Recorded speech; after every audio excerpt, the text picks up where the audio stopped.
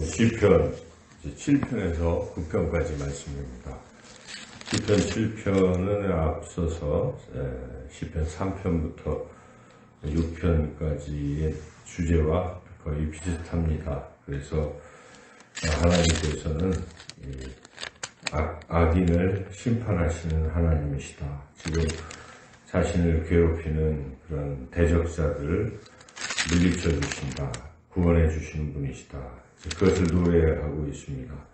그래서 7편을 보면은 이제 대적자들이 지금 자신을 자꾸 괴롭히고 있는데 하나님께서 그들을 멸하시고 심판하시고 구원해 달라고 이렇게 기도를 하고 있죠. 그래서 이 기도를 보면은 점점 기도하면 할수록 다윗이 확신에 차게 된다는 것을 우리가 느낄 수가 있습니다. 처음에는 물리쳐가라고 이제 이렇게 하면서 마지막에는 그들은 이제 다 심판을 받았다라고 선언하는 것, 그걸 보면 확신이 깊어졌다. 그래서 우리가 억울한 일을 당하고 힘들고 어려운 그런 상황에 있어도 하나님 앞에 기도하면 기도가 깊어지면 깊어질수록 결국 확신에 차게 된다. 그런 거죠. 처음부터 확신을 가지고 기도하면 참 좋겠지만 사람은 처한 상황과 또 이런 어려움 속에서 그렇게 처음부터 확신에 찬 사람이 드문 거죠. 그래서 그런 상태를 그대로 가지고 중요한 건 하나님 앞에 나와 기도하는 것이죠. 이제 기도하면서 자신의 사정을 아뢰고 또 기도하고 하다 보면 하나님은 기도하는 자들에게 마음의 확신을 주십니다. 내가 너와 함께한다.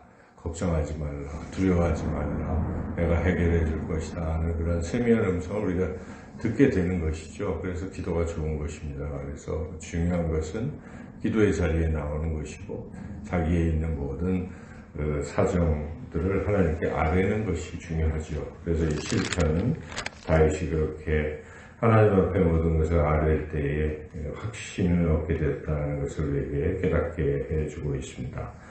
8편은 조금 이제 내용이 좀 다른데요. 이제 8편은 자신이 얼마나 존귀한 존재인지를 깨닫게 되는 것이죠. 그래서 그 기도를 통해서 또 하나님이 만드신 자연을 또 바라보면서 그 속에서 하나님 나를 참 존귀하게 만드셨구나. 하나님 나를 참 사랑하시는구나 하는 것을 깨닫게 되었다 하는 것이죠. 그래서 이 8편 처음은 이제 하나님이 만드신 것을 보면서 얼마나 아름다운지요. 1절 또 8절이 이제 동일하게 내용이 같은데 1절 9절인데 1절을 한번 읽어보겠습니다.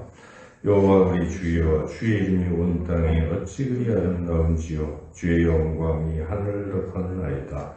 하나님이 만드신 이 온 땅이 얼마나 아름다운지요 하고 다윗은 자연을 바라보면서 하나님의 솜씨를 느끼고 그것에 대해서 참 이렇게 찬양하는 거죠.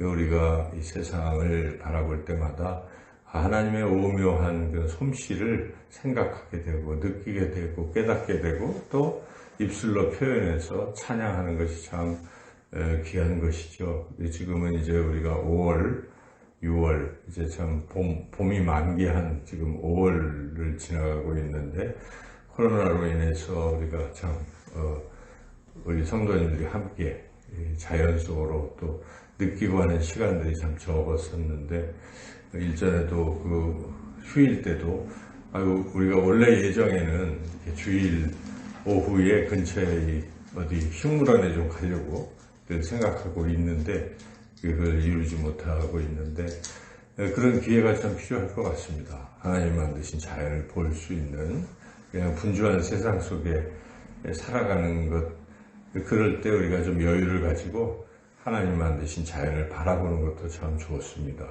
산으로 또 들로 하나님 만드신 자연을 볼 때 근데 그걸 보면서 아름답다로 끝나는 것이 아니라 그 아름다움 속에서 하나님이 나를 얼마나 귀하게 만드셨는가를 또 느끼는 것이 소중하죠. 다윗은 그것을 느꼈습니다. 하나님 참 이렇게 아름답게 만들어 두셨는데 내가 그런 걸 보면서 느낀 것이 4절 5절이죠. 4절 5절 한번 읽어보겠습니다.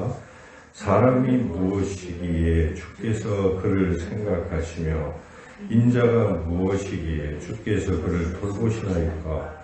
그를 하나님보다 조금 못하게 하시고 영화와 존귀로 관을 씌우셨나이다. 6절 주의 손으로 만드신 것을 다스리게 하시고 만물을 그의 발 아래에 두셨으니. 이렇게 하나님이 하나님의 형상대로 우리를 만드시고 또 하나님께서 우리에게 세상을 다스리는 그런 권한을 주시고 또 세상의 만물 위에 으뜸으로 이렇게 두셨다 하는 것을 지금 다윗은 고백하고 있는 것이죠. 그래서 우리는 참 존귀한 존재입니다. 하나님의 형상을 닮은 존귀한 존재고 하나님 모든 만물 가운데 우리를 으뜸으로 두시고 우리에게 이 세상을 다스리는 그러한 권한과 권리를 주신 것이죠. 그래서 우리는 우리 자신을 바라볼 때 물론 죄 가운데 참 부족하고 연약하고 그렇게 우리가 느낄 때가 참 많지만 그래도 하나님은 우리를 그렇게 보시지 않는다는 것입니다. 우리를 존귀하게 보신다. 하나님 우리를 하나님의 자녀로 보시고 우리를 바라보실 때에 기쁨을 이기지 못하신다 하는 그런 믿음을 우리가 가질 필요가 있어요. 자녀들이 안정된 자녀들은 세상 속에서 참 힘들고 남들에게 또 자존심도 상하고 어려운 가운데서도 그래도 우리 엄마 아빠 부모님은 나를 존귀하게 여기지 하는 그러한 느낌을 갖고 있는 자녀들은 항상 어디서든지 힘차게 당당하게 이기고 살아갈 수가 있어요. 근데 이제 반대로 그런 사랑을 못 받거나 집에서조차도 그렇게 된 자녀들은 항상 위축이 되는 거죠.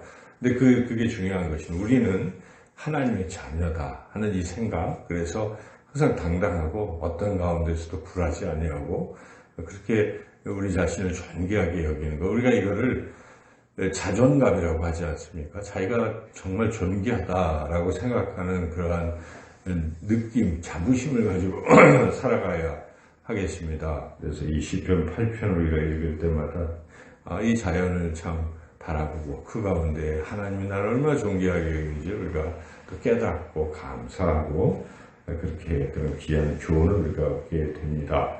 이제 마지막 9편은 이 9편과 10편은 같이 이렇게 붙어 있어요. 그래서 알 수 있는 것은 우선 9편, 10편 보시면 다 지금 표제가 다윗의 시라고 쭉 계속 3편부터 붙어 있다가 10편에는 그게 없어요. 없는 이유는 그냥 앞에 하고 원래 연결되어 있기 때문에 없는 것입니다. 그래서 이것은 성경의 이제 그 구약 성경을 히브리어를 헬라어로 이렇게 번역해 놓은 성경이 있어요. 그걸 이제 70인역이라고 하는데 그 70인역에 보면 9편, 10편이 그냥 붙어 있습니다.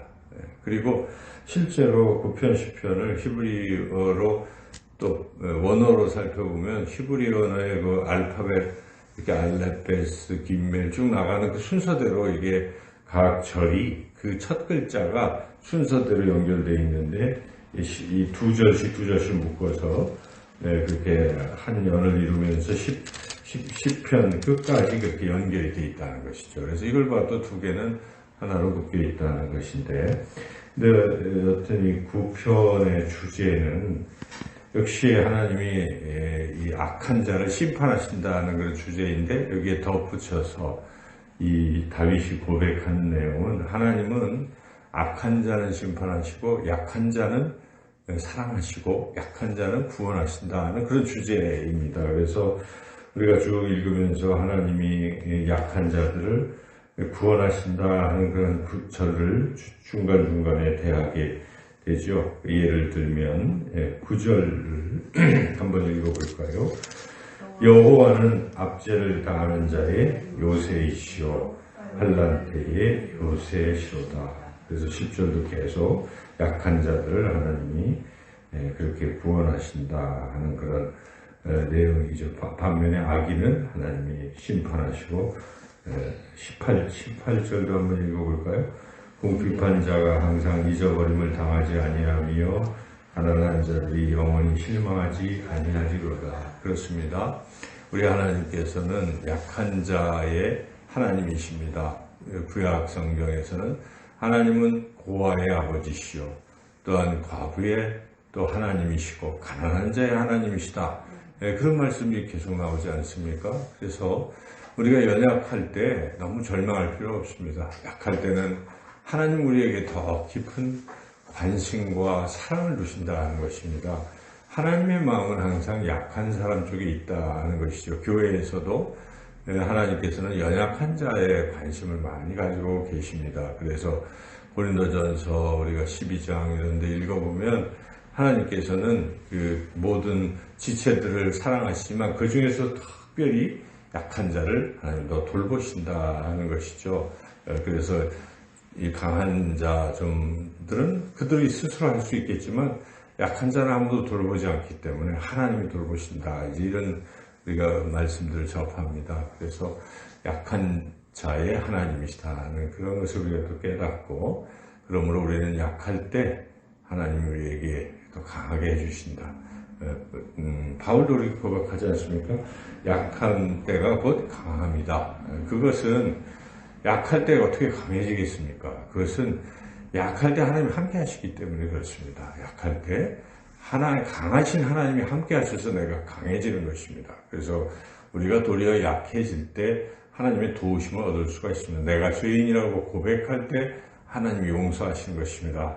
내가 아무것도 할 수 없다라고 고백할 때 하나님께서 우리에게 힘을 주시는 것입니다. 내가 모른다고 할 때 하나님이 알려주시는 것이죠. 근데 내가 안다, 내가 할 수 있다, 내가 힘이 세다, 그 하나님은 네가 해봐라 하는 것입니다. 그래서 그 신앙의 가장 기본은 항상 하나님 앞에서 겸손히, 하나님 좋은 무익하고 아무것도 할 수 없사니 주여 불쌍히 여기시고 도와주시고 용서하시고 힘 주십시오. 그렇게 기도하는 것입니다. 이 새벽에 기도하는 것들이 그런 것 아니겠습니까? 우리 마음속에 여러 가지 힘들고 어려운 것 하나님 앞에 고백하고 내려놓고 하나님 주여 도와주시옵소서 할 때 하나님은 반드시 그것을 들으시고 응답해 주실 줄로 믿습니다. 작은 신음에도 응답하시는 그 하나님이 우리를 도와주실 것입니다. 오늘 시편에 7편, 또 8편, 9편 절절 다 이 구구절절 은혜로운 하나님의 말씀, 다윗의 그 고백이 귀한 것들인데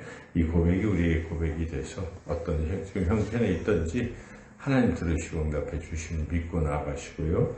그리고 이제 오늘 우리가 이제 특별 새벽 기도회를 이제 마치고 있습니다. 이런 3주간의 이런 신앙의 어떤 훈련이 되었습니다. 이런 신앙의 훈련을 계속 유지하시고 늘 하나님 새벽마다 하나님 앞에 기도하시고 말씀 묵상하시고 그것이 삶이 되어서 하나님의 은혜 속에서 늘 힘차고 승리하는 그런 복된 삶을 살아가시는 저와 여러분 모두가 되시기를 주님의 이름으로 축원합니다.